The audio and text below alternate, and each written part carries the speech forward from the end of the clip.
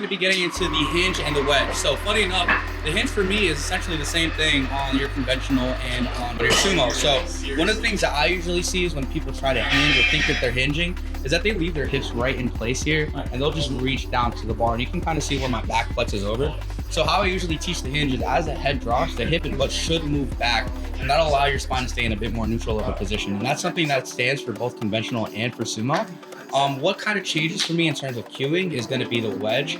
So on conventional, what I usually look for is for the wedge to produce force into the ground. And if what I mean by that is that when you go wedge and you're in your maximal position for your wedge, you should feel the entirety of your feet pressing into the ground. And after you found that position, you could press into the ground.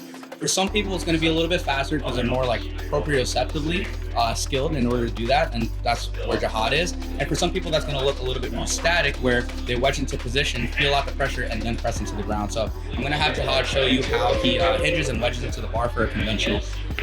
On his foot stance, it's comfortable for him. He's going to get his hands on the bar, hinge down to it. And there, he's just going to wedge into a position. He feels his feet. He's going to press it to the ground. Right. Pretty much how to conventional.